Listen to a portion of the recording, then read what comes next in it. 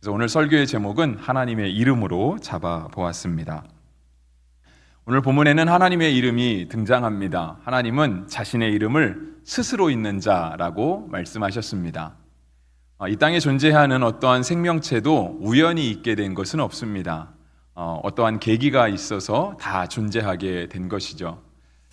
그런데 하나님께서 자신을 향하여 스스로 있는 자라고 말씀하신 것은 하나님은 그 누군가에 의해서 창조되지 않았다라고 하는 뜻입니다. 그러니까 이 땅에 있는 만물이 어떠한 계기가 있어서 존재하게 되었다라고 하는 것은요, 그 누군가가 어떠한 목적을 가지고 그것을 그 장소에 두거나 어떠한 여러 군데에 이렇게 만들어 두었다라고 하는 의미가 되는데요, 하나님은 자신을 스스로 있는 자라고 말씀하셨기 때문에 하나님은 그 누구에 의해서도, 그러니까 어떠한 제3자에 의해서도 지음받으신 분이 아니라 하나님은 홀로 완전하신 분이라고 하는 뜻입니다. 세상 사람들도 이러한 존재를 이렇게 꼭 부정하는 것 같지는 않습니다. 그러니까 우리가 이야기를 할 때 이렇게 세상을 지은 어떤 절대자가 있을 것이다, 아니면 뭐 그가 지었는지까지는 모르지만 분명 이러한 어떤 삼라만상의 세계를 움직여 나가는 어떤 절대자가 있을 것이다 라고 하는 생각들을 합니다. 그리고 그렇게 이렇게 우주와 이 모든 자연의 섭리들을 이끌어가는 절대자가 있다라고 한다면 그가 아마 세상을 짓지 않았겠느냐라고 하는 그러한 생각들도 하면서 절대자라고 하는 표현과 함께 또 조물주라고 하는 그런 표현도 합니다. 그래서 우리가 그런 말들이 어색하지 않습니다. 그러니까 한 번씩은 다 들어보았고요, 우리도 충분히 그러한 사람이 있을 거라고 생각은 해보았는데, 오늘 우리는 믿음으로 하나님이 태초에 천지를 창조하셨다라고 하는 것을 고백하기 때문에 그 창조주, 그 통치자가 하나님이시라고 고백하고 있는 것이죠. 절대자가 있습니다. 하나님이 계시죠. 예전에는 이렇게 농담 삼아서 이러한 조물주 위에 건물주가 있다라고 말할 정도로 그러한 농담 비슷한 얘기를 했는데요, 그 말 자체의 의미가 뭐냐면 조물주라고 하는 이 땅을 만들고 통치하는 그 어떤 존재의 위치가 그만큼 절대적이다라고 하는 것을 표현하는 말이라 할 수 있습니다. 하나님께서는 자기 자신을 스스로 있는 자, 홀로 완벽하신 분, 그 누구의 도움이 필요하거나 그 누구의 보조를 받지 않으셔도 되는 그런 완전하신 분으로 말씀하셨습니다. 그래서 그분이 우리를 구원해 주셨다라고 하는 사실은 우리에게 굉장히 큰 영광과 감사가 되는 것입니다. 그렇게 절대적인 분이 오늘도 우리와 함께 하시고 우리의 모든 삶 가운데 임하여 주십니다. 오늘 우리가 말씀은요, 하나님께서 모세와 나누신 그러한 이야기들을 담고 있습니다. 우리가 이 모세와 하나님이 함께 나눈 이야기를 보면서 특히 하나님의 이름에 대해서 우리가 다시 한번 생각해 보는 시간을 갖겠습니다. 하나님이 모세를 부르셨습니다. 떨기나무 가운데서 부르셨죠. 그에게 소명을 주셨습니다. 근데 그러한 모세에게 맡겨진 소명은 무엇이었냐면, 오늘 본문 10절부터 함께 보았는데 10절에 보시면, 이제 내가 너를 바로에게 보내어 너에게 내 백성 이스라엘 자손을 애굽에서 인도하여 내게 하리라 라는 그러한 소명을 주셨습니다. 그러니까 모세, 너가 가서 이스라엘 백성이 애굽 백성들에게 압제를 당하고 있으니 그들을 좀 구원해 주어야 되겠다라고 하는 것입니다. 지금 이 애굽 땅을 통치하고 있는, 그 당시로 말하면 절대 강자라고 말할 수 있고 거의 전 세계를 통치하고 있다라고 말해도 과언이 아닌 그 바로의 손에서부터 너 모세가 가서 이스라엘 백성을 구원해야 되겠다라고 하는 그러한 사명을 주셨습니다.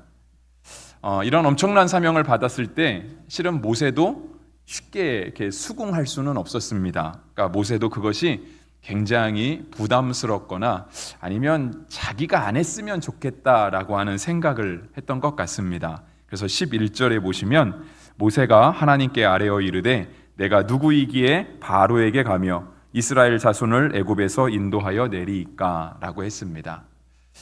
처음에 시작하는 모세의 말은 조금 겸손함을 담고 있습니다. 왜냐하면 내가 누구라고, 나 같은 사람이 뭐라고 내가 가서 바로 앞에 서고, 또 바로가 지금도 이 애굽 땅에 마치 밑에 쪽에서, 그러니까 어떤 사회 구조 계층에서 아래쪽에 속하는 그러한 반드시 있어야만 하는, 없으면 불편해지는 그러한 애국 백성들 속에서 이스라엘 백성들을 끄집어낼 수 있겠습니까? 자신은 그럴 만한 그릇이 아닙니다라고 하는 그런 의미가 담겨져 있습니다. 그런데 하나님께서 또 이어서 말씀하시죠. 그러면서 12절에서는요 하나의 약속의 말씀을 주십니다. 그것은 무엇이냐면 하나님이 이르시되 내가 반드시 너와 함께 있으리라. 내가 그 백성을 애굽에서 인도하여 낸 후에 너희가 이 산에서 하나님을 섬기리니 이것이 내가 너를 보낸 증거니라 했습니다. 그러니까 하나님이 모세와 함께 계시겠다라고 약속해 주신 거예요. 세상을 지으신 그분이, 오늘도 세상을 통치하시는 그 절대자이신 그 하나님이 모세 너와 함께 해주겠다. 너의 눈에는 바로가 더 위대해 보이고 바로가 더 큰 권세를 가진 것 같지만 실은 그렇지 않다. 세상을 지으신 나 여호와가 너와 함께 해주겠다라고 하는 이런 약속의 말씀을 주셨습니다. 그리고 나서 하나를 더 주셨죠. 그것은 무엇이냐면 오늘 지금 모세와 하나님이 만나고 있는 이 호렙산, 하나님의 산, 그 떨기나무가 타고 있던 그 자리잖아요. 신발을 벗어라 했던 그 자리.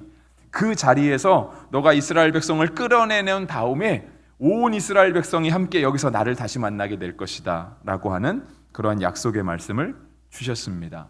실제로 이스라엘은 출애굽한 이후에 다시 하나님의 산, 호렙산이라고도 하고 신의 산이라고도 불리는 이곳에서 십계명을 받게 되고 하나님의 말씀을 전수받게 되죠. 이러한 하나님의 약속의 말씀 속에도 실은 모세는 쉽게 자신에게 주어진 소명을 받아들이지 않았습니다. 그래서 하나님과 모세의 대화가 계속해서 주거니 받거니 하면서 이어집니다. 나중에는 하나님께서 모세가 너무 수긍하지 않으니까, 모세가 너무 순종하지 않으니까 하나님께서 화를 내셨다라고 하는 표현이 나옵니다. 그것을 출애굽기 4장 14절에서 볼 수 있는데요. 여호와께서 모세를 향하여 노하여 이르시되, 그러니까 이제 모세가 너무 수긍하지 않으니까, 모세가 너무 순종하지 않으니까 나중에는 하나님이 계속 확신이 있는 말씀, 약속의 말씀을 주시다가 안 되니까 화를 내셨다라고 하는 표현이 되어 있고요. 결국은 하나님께서 모세를 다그치십니다. 그것이 4장 17절에 있는데 너는 이 지팡이를 손에 잡고 이것으로 이적을 행할지니라 했습니다. 그러니까 지팡이 잡고 가라 이거죠. 가면 이적이 일어날 것이다. 근데 이적은 사람이 일으키는 게 아니잖아요. 그러니까 너가 이 말씀에 순종해서 지팡이 잡고 가면 하나님이 그 뒤따르는 모든 이적들은 해주시겠다라고 하는 그러한 말씀이 있었습니다. 우리가 이렇게 계속해서 이러한 말씀들을 살펴보게 될 텐데요. 하나님과 모세가 이렇게 서로 주고받는 대화 속에서 나중에는 하나님이 이렇게 화를 내시면서 대화가 끝나기는 하지만 실은 우리는 이렇게 모세에게 조금 고마운 면도 있습니다. 왜냐하면 입장을 바꿔놓고 생각하시면 돼요. 여러분들에게 갑자기 하나님이 나타나셔서 여러분들에게 모세와 같은 사명을 주었다라고 한번 생각해 보세요. 쉽게 갈 수 있을까요? 그러니까 그냥 우리 예를 들어서 생각하시면 돼요. 이게 우리나라는 참 좋다라고 생각이 드는데요. 우리나라는 지금 어쨌든 이렇게 분단이 되어 있잖아요. 그리고 저 북녘 땅에 있는 어쨌든 우리의 동포라고 한민족이라고 이야기를 하는데 어쨌든 같은 민족인 우리보다는 불편한 삶을 살고 있는 건 사실이죠. 우리만큼 자유를 누리지 못하는 것도 사실이고요. 근데 어느 날 갑자기 하나님이 우리에게 나타나셔서 너가 가서 저 북녘에 있는 동포들을 다 끄집어내라. 오늘 이렇게 너와 만난 이 자리에서 너가 북녘에 있는 모든 동포들을 다 이끌고 와서 다시 나를 만나게 될 것이다. 내가 너와 함께 해주겠다. 너가 가면 이적을 베풀면 너의 손에서 이적이 나타날 것이다 라고 하나님이 말씀해 주셨다 한들 우리가 쉽게 그 북녘 땅에 갈 수 있겠습니까? 이 쉽지 않은 거거든요. 그러니까 어쩌면 모세와 하나님의 대화는요, 우리에게 주어진 소명을 잘 확신하지 못하는, 잘 순종하기 어려운 우리에게 어쩌면 모세가 굉장히 고마운 역할을 해준 걸 수 있어요. 자꾸 자기에게 주어진 소명을 확인하는 과정을 통해서 우리가 하나님과 그렇게 대화할 수 있구나. 물론 하나님이 나중에는 화는 내시지만 우리가 하나님과 그렇게 하나님의 화를 돋구기까지 우리의 소명을 확인할 수 있고 하나님께 물을 수 있고 하나님이 우리에게 그렇게 인자하게 말씀하시는 분이시구나라는 사실을 깨달을 수 있습니다. 이렇게 모세와 하나님이 화를 내기까지 한 대화, 이렇게 하나님이 특정한 피조물과, 그러니까 특정한 인간과 이렇게 오랫동안 대화를 나눈 장면에 우리는 또다시 나중에 살펴볼 수 있는데요. 그 책이 어디냐면 욥기입니다. 욥기. 욥기에 가면 하나님이 욥하고 대화하시잖아요. 물론 그 욥의 세 명의 친구들과 잘 대화도 합니다. 나중에는 또 다른 사람이 등장하기도 하고 결론적으로 욥기의 끝에 가면 이제 하나님이 등장하셔서 말씀을 하시거든요. 근데 욥기의 대화를 보면은요, 하나님과 욥이 거의 정말 싸우듯이 대화를 합니다. 욥이 정말 하나님 앞에 저러다가 한 대 맞는 거 아니야라는 생각이 들 정도로 욥이 하나님 앞에 굉장히 세게 얘기합니다. 그런데 하나님이 그러한 욥에게 다 대답해 주세요. 다 대답해 주시고 욥으로 하여금 납득할 수 있게끔. 근데 욥이 이런 소명을 받는 장면이 아니잖아요. 욥은 고난을 받았잖아요. 근데 그 고난에 대해서 하나님이 다 설명해 주시고 욥으로 하여금 받아들일 수 있게끔 인도하여 주시는 장면을 보게 되죠. 모세가 그래서 우리에게는 참 고마운 역할을 많이 해주었는데요. 그 역할 중에 하나가 무엇이냐면 하나님의 이름을 알게 된 사건입니다. 하나님의 이름은 진짜 하나님일까요? 그러니까 그렇지 않다라고 하는 거예요. 왜냐하면 오늘 분명 성경에 그랬잖아요. 13절에 그러죠. 모세가 하나님께 아뢰어 이르되 내가 이스라엘 자손에게 가서 이르기를 너희의 조상의 하나님이 나를 너희에게 보내셨다 하면 그들이 내게 묻기를 그의 이름이 무엇이냐 하리니 내가 무엇이라고 그들에게 말하리이까. 그러니까 나를 보내신 분, 나는 지금 하나님을 만나서 알고 있지만 내가 가야 된다는 소명도 알고 있지만 가서 그들에게 말하면 그들이 어쩌면 수긍하지 않을 수 있고 콧방귀도 안 낄 수 있는데 너 누가 보내서 왔냐라고 물어보면 그래도 누가 보내서 왔다고 얘기는 해야 되지 않겠습니까? 우리 학창 시절에 이렇게 선생님의 그 심부름을 갈 때 있잖아요. 그 교무실에 가서 뭐 좀 갖고 와라. 아니면 뭐 과학실에 가서 뭐 좀 갖고 와라. 음악실에 가서 뭐 좀 갖고 와라. 체육기구실에서 갖고 와라. 근데 우리가 선생님의 심부름을 받지 않고 가서 뭐를 갖고 오면은 그건 혼나죠, 그죠? 네가 그걸 왜 가져가냐 그렇게 되는 거예요. 근데 선생님의 심부름을 받고 가면 그걸 갖고 오는 게 당연한 거예요. 왜냐하면 선생님이 시켰으니까. 그 나를 시키신 그분의 권위로 말미암아 내가 무엇을 가져가도 아무런 해가 되지 않고 도둑질이 되지 않는 거죠. 그러니까 모세가 지금 그걸 물은 거예요. 이름이 무엇이라고 할까요? 그랬더니 하나님의 대답이 뭐냐면 나는 스스로 있는 자이니라 했어요. 그래서 진짜 하나님의 이름이 하나님인지 아닌지는요 잘 모릅니다. 성경대로 하면은요 하나님은 스스로 있는 자라고 대답하는 게 맞습니다. 그러니까 우리가 기도할 때 하나님 이렇게 기도하면 안 되고요. 스스로 있는 자시요 이렇게 기도를 해야 되는 거예요. 근데 하나님께서 스스로 있는 자라고 말씀하시면은요 아까 설교 서두에 말씀드린 것처럼 굉장한 의미가 담겨 있습니다. 일단 스스로 계시니 독립적이시죠. 우리가 교회 다니면서 많이 들어왔지만 잘 이해되지 않는 교리가 하나 있어요. 그것이 바로 삼위일체라고 하는 교리거든요. 하나님이 세 개의 위격으로 존재하신다라고 하는 거예요. 각각의 위격은 신적 본질에 있어서 동등합니다. 하지만 그 하시는 역할이 달라요. 그 하시는 사역이 다 독립적이세요. 근데 이게 말로는 쉬운데요 이해는 잘 안 돼요.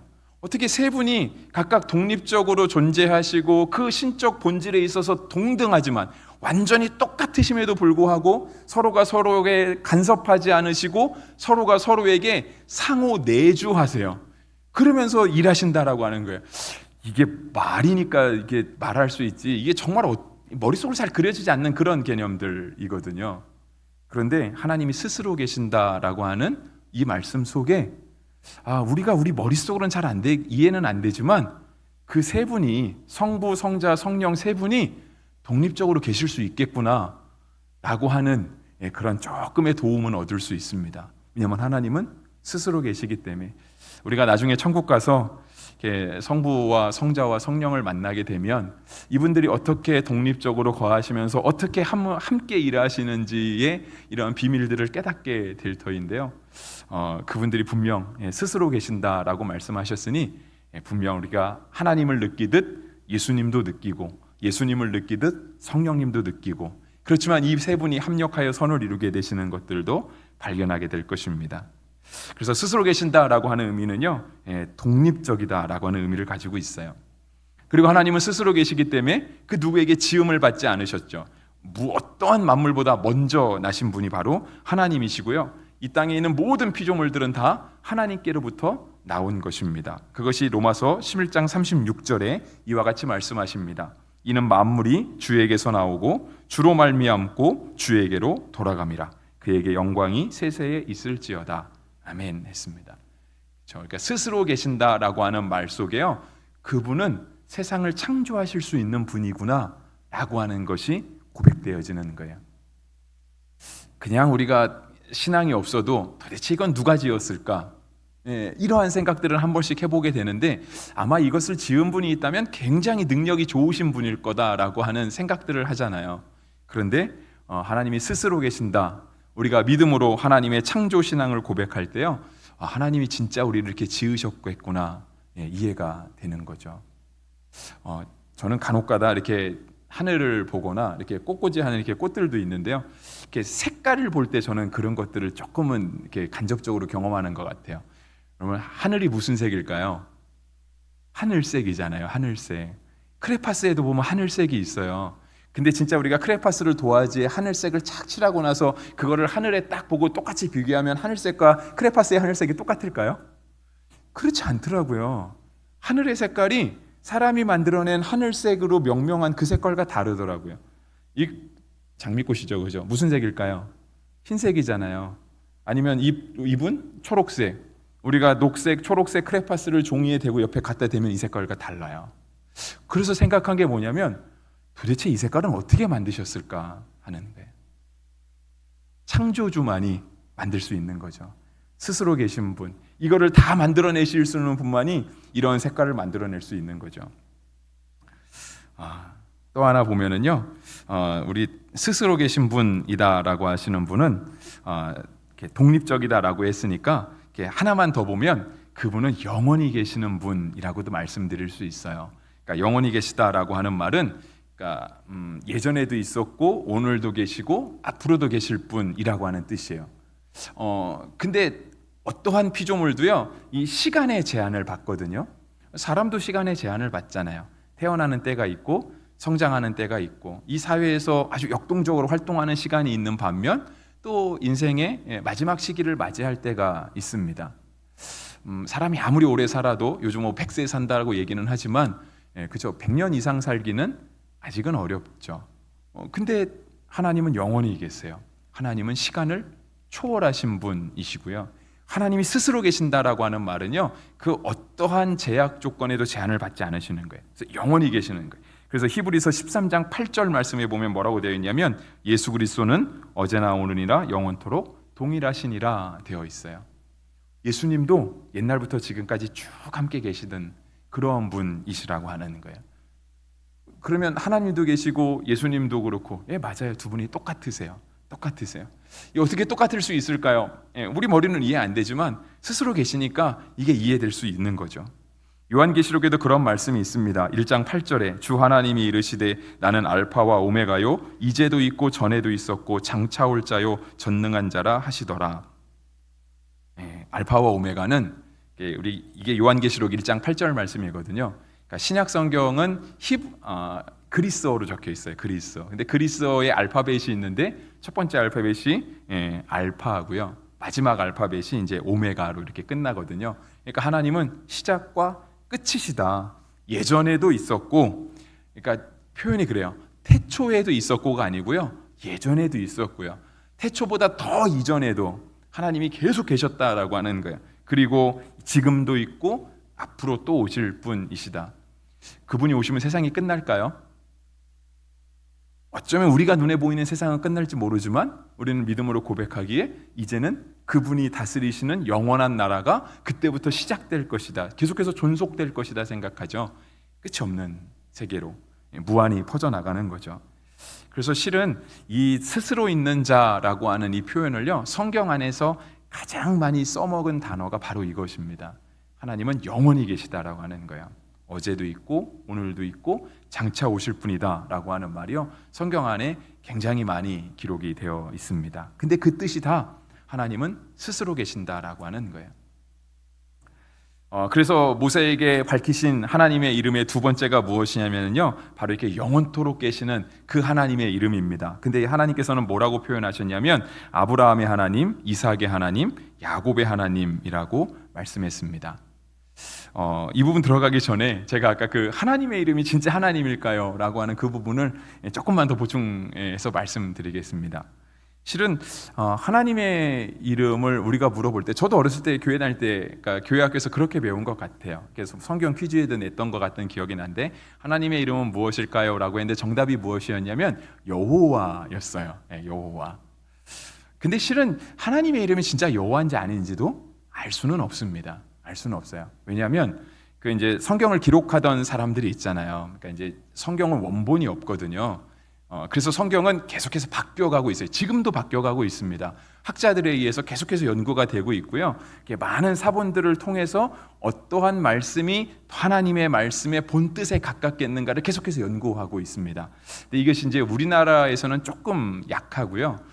이렇게 미국이나 이렇게 독일, 이스라엘 같은 데서 굉장히 활발합니다. 그래서 이렇게 성경을 펴내놓은 곳이요, 우리나라는 그냥 이제 성소공회에서 그 판권을 가지고 이렇게 만들어내는 거지, 실제로 이렇게 딱 성경을 이렇게 딱 찍어내는 데는 그렇게 많지는 않습니다. 그러니까 뭐 독일이나 히브리 대학교, 이스라엘 히브리 대학교 그 정도에서 성경을 학자들이 계속 연구해내거든요. 근데 이렇게 성경을 옛날부터 쓰던 사람들이 있을 거잖아요. 써가던 사람들이 하나님의 이름이 나오면은요, 우리 십계명의 제3계명에 있는 것처럼 여호와의 이름을 망령되이 일컬으면 안 된다라고 해갖고 하나님의 이름을 필사를 할 때는요, 정말 이렇게 몸과 마음을 새롭게 단장하고, 뭐 전해오는 이렇게 옛날의 이야기에 의하면 하나님의 이름을 쓰기 위해서 심지어 가서 목욕도 하고 오고, 옷도 갈아입고 오고, 붓도 새 붓을 갖고 오고, 먹물도 새 물을 쓰고 할 정도로 그렇게 하나님의 이름을 경외하면서 아주 거룩하게 떨리는 마음으로 썼다 그래요. 근데 이제 그렇게 쓴 성경이 이렇게 글씨로 딱 해서 나왔겠죠. 근데 우리 신명기에 있는 말씀처럼 하나님의 말씀을 늘 읽으라고 하잖아요. 그러니까 늘 읽는 거예요. 근데 이 사람들이 읽을 때 하나님이라는 이름이 나오면은요, 안 읽는 거예요. 그러니까 넘어가는 거예요. 그러니까 태초에 하나님이 천지를 창조하시냐, 우리는 이렇게 읽어야 되잖아요. 근데 그 사람들은 하나님의 이름을 함부로 읽으면 안 된다라고 생각해서요, 태초에 천지를 창조하시냐 이렇게 가는 거예요. 하나님이라는 이름을 감히 못 읽고. 그러니까 실은 하나님이라는 이름을 어떻게 발음했는지 알 방법이 없어요. 철자는 있습니다. 철자는 히브리어로 4글자가 있어요. 4글자가 있는데 그 4글자에 해당하는 발음에 모음을 갖다 붙였어요. 모음을. 그러니까 이제 우리가 갖다 붙이는 모음이 있잖아요. 뭐 아예 이오우 같은 이렇게 모음들이 있는데, 그 철자 4개에다가 모음을 갖다 붙였더니 이렇게 한 번씩은 들어보셨을 거예요. 야훼라고 읽게 되는 거예요. 야훼. 그러니까 아 모음과 에 모음을 갖다 붙인 거죠. 그러니까 히브리어, 그러니까 그쪽 언어의 특성이 그렇습니다. 그러니까 오나 우 발음은 별로 없고 이렇게 아 발음과 에 발음이 조금 센 것 같아요. 그렇게 갖다 붙였어요. 근데 실은 이제 또 그쪽 언어로만 보면은 야훼라고 하는 발음보다는요, 이렇게 야베라고 이렇게 비읍 받침으로 읽는 게 조금 더 맞을 것이다라고 이렇게 언어학자들이 이렇게 얘기하는 주장이 있습니다. 근데 우리한테는 왜 야훼가 됐냐면, 그게 이제 야훼가 할 때 W 발음이거든요. W 발음이다 보니까 우리가 영어가 너무 익숙한 거예요. 그러니까 왜 동그라미 발음이 된 거죠. 실제로는 그쪽 계통 어열로 가면 이렇게 W가 이렇게 비읍 받침, 비읍 발음이 나는 경우가 많아서 야베로 읽는 게 조금 더 정확할 것이다 라고 얘기는 하지만, 실제로는 어떻게 읽었는지 알 방법이 없는 거예요. 근데 이제 우리가 히브리어를 많이 쓰지는 않잖아요. 대부분 쓰는 게 영어잖아요, 영어. 그러니까 이제 4개의 철자에다가 이걸 붙인 거죠. 그러니까 YHWH거든요. 4개의 철자가. 거기에다가 그냥 이렇게 붙여서 영어식으로 읽었더니 이렇게 지호바가 된 거예요. 지호바. 그러니까 한국말로 해서 여호와 이렇게 된 것이죠.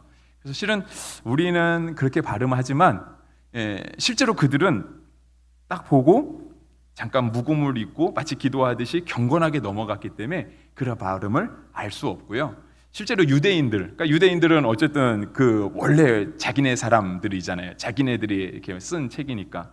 그래서 유대인들은 그 여호와라는 발음을 읽을 때요, 여호와라고 안 읽고 야훼라고도 안 읽고 아도나이라고 읽습니다. 그러니까 아도나이의 뜻은 뭐냐면, 이건 철자는 완전 달라요. 그러니까 여호와를 뜻하는 4개의 단어와 아도나이의 철자는 완전 다르지만, 그냥 그렇게 하는 거예요. 나의 주님이십니다라고 해서 여호와라는 발음을 다 아도나이로 읽습니다. 또는 다른 부분에서 이게 이 철자가 이제 원전을 보다, 그러니까 히브리어 성경을 보다 보면 같이 혼용되어 나오는 부분이 있는데, 그럴 때는 이제 아도나이 엘로힘 그래갖고 여호와는 나의 하나님이시다라고 이렇게 읽어갑니다. 그래서 실은 잘은 몰라요. 근데 그건 나중에 정말 우리가 천국 가서 물어봐야 될 것 같은 그런 느낌이 드는데요. 오늘 본문에서 하나님께서 두 번째로 알려주신 여호와의 이름은 무엇이냐면 아브라함의 하나님, 이삭의 하나님, 야곱의 하나님이라고 하는 거예요. 그런데 15절 끝에 보시면 하나님께서 자신의 이름을 아브라함과 이삭과 야곱의 하나님이라고 알려주시고 나서 보충 설명을 하셨어요. 그러면서 뭐라고 얘기하셨냐면 이는 나의 영원한 이름이요 대대로 기억할 나의 칭혼이라 했습니다. 이스라엘 백성들에게 보면 이 아브라함과 이삭과 야곱은요 벌써 하나님 나라에 가서 존재하지 않는 사람들이에요. 특히 모세가 살던 시대에는요 아브라함과 이삭, 야곱 그 아들 요셉도 죽고 이 야곱의 12아들들도 다 죽고, 왜냐하면 애굽에서 400년 있었으니까. 그러니까 사람이 400년 이상은 살 수가 없잖아요. 그러니까 다 죽고 이미 고인이 되신 분들이었거든요. 이미 돌아가신 분들이었어요. 근데 어떻게 하나님께서 자신의 이름을 아브라함과 이삭과 야곱의 하나님이라고 알려주시고, 그래서 오늘 15절에 보시면은요 너희 조상의 하나님이라고 표현이 되어 있어요. 너희 조상의 하나님 여호와 곧 아브라함의 하나님, 이삭의 하나님, 야곱의 하나님. 어떻게 조상의 하나님의 이름이 대대로 기억할, 이미 돌아가시고 안 계신데 그분들의 묘소도 이 애굽 땅에서는 아주 먼 곳에 있는데 어떻게 조상들의 이름이 영원한 이름이 될까라고 하는 이 부분에 대해서 우리가 이 부분에 대한 답은요 실은 이제 오늘 본문에서 찾기 어렵고 신약 성경으로 넘어가야 됩니다. 그러니까 신약 성경에 가면 마태복음 22장, 마가복음 12장, 누가복음 20장에 보면 예수님과 사두개인들의 대화가 나와 있어요. 예전에 예수님이 살던 시대에 예수님께 혼 많이 났던 종교 지도자들 중에 대표적인 인물이 사두개인, 또 바리새인들이 있었죠, 그죠? 그래서 이제 바리새인과 사두개인의 그 결정적인 차이가 있는데요. 바리새인은 부활도 있고 천사도 있고 어떤 영적인 것들이 다 있다라고 생각을 한 거예요. 근데 사두개인은 부활도 없고 천사도 없고 뭐도 없고 다 없다고 간 거죠. 그래서 어느 날 사두개인들이 와서 예수님께 물어봅니다. 그들은 부활이 없다고 주장하는 사람들이었거든요. 이것이 누가복음 20, 제가 이제 오늘 제가 인용해 온 건 누가복음 20장인데요. 자막은 없습니다. 제가 안 드렸어요. 왜냐하면 너무 짧은 부분이어서. 예수님께 찾아왔던 사두개인들을 뭐라고 누가복음 20장 27절에는 소개하고 있냐면 부활이 없다고 주장하는 사두개인들, 이들이 와서 예수님께 물어요. 그러면서 이들은 부활이 없다고 믿었고 그렇게 사람들을 가르쳐 왔거든요. 그러니까 예수님도 자기네 편으로, 아니면 예수님의 어쨌든 뭔가 인정이 필요한 거죠. 아니면 예수님과 반론을 하고 싶었던 거죠. 그래갖고 예수님께 하나의 이야기를 던져요. 우리 여러분도 잘 알고 계시는데요. 7 형제가 있었다라고 하는 거예요. 마지가 결혼해서 아내를 맞이했어요. 근데 자식이 없고 죽게 되었던 거죠. 근데 그 당시 그 땅에 존재하던 그 형사 취수제, 또 다른 데는 뭐 레비라트 혼, 히브리어로 하면 뭐 고웰 제도 뭐 이런 것이 있었어요. 그래서 뜻이 뭐냐면은 그냥 그거예요. 형이 자식이 없이 죽고 나면 동생이 그 형수를 아내로 맞이해서 형의 계보를 이어주는 거예요. 근데 이게 이 동네에만 있었던 건 아니더라고요. 여러분 형사 취수제 이렇게 해갖고 무슨 구글이나 네이버 같은 거 찾아보시면 이렇게 이쪽 몽고 지방, 심지어 고구려 시대에도 이런 게 있었다라고 이렇게 이야기는 하고요. 그래서 이게 꼭 그쪽 동네에만 아니라 예전에 워낙 이렇게 그 대를 중시하고 또 이렇게 어쩌면 유아 사망률이 높은 시대에 그런 이렇게 노동력의 생산을 위해서 아니면 군사력의 생산을 위해서 그런 것들이 그냥 용납되던 시대였던 것 같아요. 그래서 7 형제가 있었는데 그렇게 죽었다라는 거예요. 첫째도 자식이 없이 죽고, 둘째가 형수를 취해서 아내로 맞이했는데 또 자식이 없이 죽고, 셋째, 넷째, 다섯, 7번째까지 다 자식 없이 그냥 죽었다라는 거예요. 그러면 나중에 천국 갔을 때 여인은 한 명밖에 없는데 이 여인은 과연 누구의 아내가 되겠습니까? 사두개인들이 예수님께 질문을 한 거죠. 굉장히 곤란한 문제잖아요. 이게 그 당시 아무리 받아들여지는 그런 형사취조 제도라고 한다 할지라도 가정의 질서가 깨어지는 거잖아요. 여인을 한 명을 두고 7형제가 다 자기 아내라고 우기니 이게 가정이 제대로 서겠습니까? 이게 말이 안 되는 거예요. 그러니까 사두개인들이 이걸 통해서 뭘 얘기하고 싶었냐면, 거보십시오, 부활은 있으면 안 됩니다, 그거예요. 부활이 없는 게 속 편하지 않습니까? 이렇게 가는 거죠. 그런데 예수님께서 그들에게 대답하신 것은 무슨 말씀이냐면, 부활함을 얻기에 합당히 여김 받은 자들은 장가가고 시집가는 일이 없다라고 하는 거예요. 그러니까 이제 쉽게 얘기하면 그거죠. 예수님의 말씀은 부활을 얻기에 합당한 사람들, 그러니까 쉽게 말하면 예수님 믿고 우리가 부활을 소망하고 부활을 확신하는 사람들에게는요, 하나님 나라 갔을 때 그 나라는 장가갈 일도 없고 시집갈 일도 없다라고 말씀을 하신 거예요. 그리고 나서 이어지는 말씀이 뭐냐면 오늘 요 15절에 등장한 이 말씀이에요. 아브라함의 하나님, 이삭의 하나님, 야곱의 하나님. 하나님은 아브라함의 하나님, 이삭의 하나님, 야곱의 하나님이다 라고 소개를 또 해주셨어요. 어찌 보면 왜 갑자기 부활이 없다고 주장하는 사람들에게 아니 부활이 있어, 천국 가면 시집도 장가도 안 가고 결혼도 안 해, 아이도 안 낳아, 뭐 이런 것들에 대한 얘기를 하시면서 그것이 부활이 증거가 돼야 되는데요, 갑자기 예수님께서 내놓으신 부활의 증거가 뭐냐면 하나님은 아브라함의 하나님, 이삭의 하나님, 야곱의 하나님이라는 거예요. 그리고 나서 그에 덧붙이신 말씀이 뭐냐면 하나님은 죽은 자의 하나님이 아니라 산 자의 하나님이다. 이것이 마가복음의 기록이고요. 마태복음과 누가복음은 산 자의 하나님을 조금 더 풀어서 하나님은 살아계신 자의 하나님이다 라고 소개를 하셨어요. 이 말의 뜻은 아브라함과 이삭과 야곱은 오늘 본문의 시대에도 이미 죽어 없는 사람이고, 예수님 시대로 가면 이미 죽어서 정말 조상의 조상의 조상의 조상에 해당하는 사람이지만 그들은 안 죽었다라고 하는 거예요. 그들이 지금 하나님 나라에 살아있다라고 하는 의미거든요. 그래야 하나님은 산자의 하나님이 되죠. 만약에 그들이 죽어서 그냥 땅에 묻혀서 흙이 되었다, 그들의 뼈까지도 흙이 돼서 찾아볼 수 없다라고 한다면 아브라함의 하나님, 이삭의 하나님, 야곱의 하나님은 살아계신 하나님이 될 수가 없어요. 산자의 하나님이 될 수 없어요. 근데 이러한 예수님의 대답은 뭐냐면 그들은 죽어 있지 않고 지금도 하나님 나라에 살아있다라고 되어 있는 거예요. 그래서 예수님께서 이 사두개인들에게 부활을 증거하셨거든요. 그렇게 보면 오늘 15절 끝에 있는 하나님의 이름이 무엇입니까? 라고 할 때 하나님께서 나는 아브라함의 하나님, 이삭의 하나님, 야곱의 하나님이다. 이 하나님의 이름은 나의 영원한 이름이요 대대로 기억할 나의 칭호가 될 것이다 라고 하시는 이 말씀이 진리로 드러나게 되는 것이죠. 하나님은 스스로 계신 분, 하나님은 조상들의 하나님, 그렇지만 죽은 자의 하나님이 아니라 산 자의 하나님이라고 자신을 소개하실 때 하나님은 영원히 계시는 하나님, 하나님은 우리의 머리로는 다 이해할 수 없지만 우리의 이성을 뛰어넘으셔서 존재하시는 하나님이시라고 말씀하시는 거예요. 사람의 눈으로 보면 모세 한 사람이, 물론 아직 모세의 이름도 아직 밝히고 있지는 않죠. 조금 더 뒤에 가면 나올 건데 애굽의 왕자로 40년 살고 미디안 광야에서 40년 살아서 지금은 나이가 아주 많은 모세가 저 절대 권력을 가지고 있는 바로에게 가서 이 애굽의 노동력을 제공하고 있는 히브리 민족을 끌어낸다고 하는 것이, 이것이 말이 안 되는 일이지만 스스로 계신 자가 보내면, 살아계신 자의 하나님이 보내면 하나님께서 그 사람을 통하여서 하나님의 일을 이루실 수 있을 것이다 라고 자신을 소개하신 것입니다. 하나님은 스스로 계시면서 하나님은 측량할 수 없이 높고 위대하신 하나님이십니다.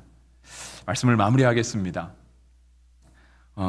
옛날에는 그렇죠, 함부로 부를 수 없는 이름들이 있었습니다.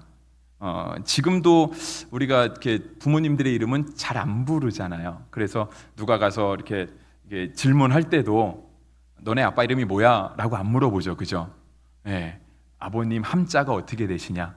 아버님이 어떠한 이름을 쓰시냐라고 물어보죠. 그럼 대답하는 사람도 무슨 자를 쓰십니다 라고 얘기를 해요. 근데 그렇게도 잘 이름을 못 부르는 사람들이 있었죠. 특히 임금 같은 사람들, 우리가 임금의 이름은 함부로 부를 수 없잖아요. 그래서 지금도 우리가 세종대왕의 이름을 뭐 이렇게 이도라고 알고 있지만 우리는 세종대왕을 한 번도 그렇게 불러본 적이 없죠. 항상 그 이후에 사학자들이 붙여준 추존해서 올린 그 세종이라고 하는 이름을 붙이잖아요. 근데 그것도 작아서 뒤에 대왕이라고도 이렇게 붙이고요. 근데 우리가 하나님의 이름을 부를 수 있어요. 굉장히 큰 은혜입니다. 물론 제가 아까 말씀드린 것처럼 정말 하나님의 이름이 하나님인지 아닌지는 우리는 알 수 없어요. 그만큼 존귀하고 그만큼 하나님을 경외했기 때문에, 두려워함으로 받아들였기 때문에 그렇기는 해요. 하지만 우리는 이제는 그분의 진짜 이름은 다 알 수 없지만, 마치 우리가 스스로 있는 자의 그 뜻을 다 이해할 수 없는 것처럼, 하나님의 이름에 담긴 것을 다 이해할 수 없지만 그래도 우리가 하나님이라고 부르는 것처럼, 우리가 그 이름을 부를 수 있다는 것 자체가 우리에게 주어진 굉장히 큰 특권이라고 하는 것입니다. 우리는 하나님의 이름을 찬양하잖아요. 찬양할 수 있어요. 우리는 그 이름으로 기도할 수 있어요. 주님이 말씀하시잖아요. 내 이름으로 기도하면 들으시겠다고. 이것보다 큰 은혜가 어디 있겠습니까? 그리고 그분이 얘기하시는 거예요. 우리를 자녀 삼으셨다고. 너가 우리 자녀라고. 하나님께서 우리를 하나님의 족보에 넣어 놓으신 거죠. 우리는 그 이름을 함부로 부를 수도 없고 제대로 알 수도 없는데 그냥 그분이 우리를 맞아주시는 거예요. 그분의 아들로, 그분의 딸로. 근데 영원토록, 한번 만나서 죽으면 끝나는 것이 아니라 영원한 하나님 나라에 이끄시기까지 우리를 그렇게 불러주신 것이죠. 하나님이 모세에게도 자신의 이름을 말씀하셨어요. 자신의 이름을 말씀하신 것은요, 모세의 정체성을 분명하게 하기 위해서요.